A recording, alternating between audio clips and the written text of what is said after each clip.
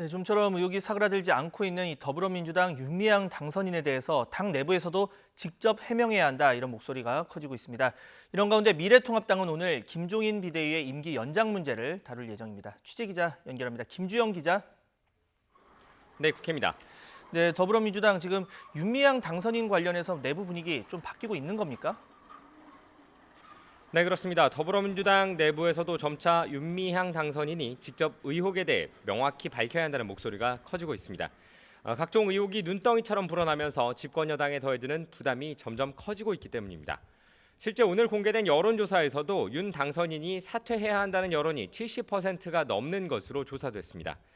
앞서 김영진 원내수석 부대표는 어제 기자들과 만나 구체적으로 입장을 밝히기도 했는데요.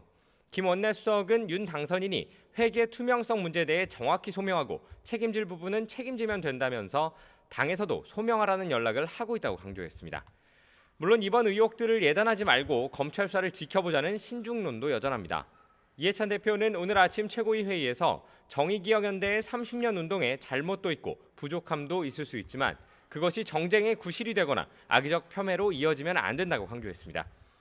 특히 윤 당선인과 관련해 본질과 관련 없는 사사로운 일로 과장된 보도가 많은 것도 사실이라며 자성이 필요하다고 강조했습니다.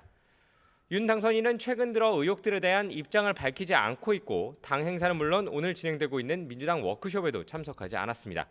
때문에 윤 당선인이 언제쯤 어떤 형식으로 입을 열 것인지에 관심이 쏠리고 있습니다.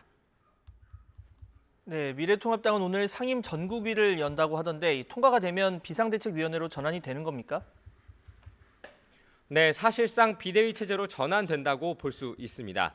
미래통합당은 오늘 오후 상임전국위원회와 전국위원회를 잇따라 열고 김종인 비상대책위원장의 임기를 정하는 당원 개정에 나섭니다. 당초 임기를 정하지 않는 것을 두고 당내 이견이 있었고 한 달 전에는 상임전국위가 무산되기도 했습니다. 이후 통합당은 당선인 연찬회 등을 거치며 김종인 비대위의 임기를 최대 내년 4월 재보궐선거까지로 합의했고 김 내정자도 이를 받아들인 상태입니다.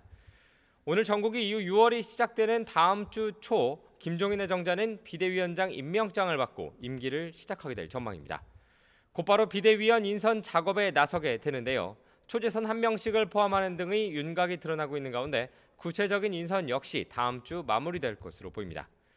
오늘 전국위에서는 이와 함께 미래한국당과의 합당 문제도 의결합니다.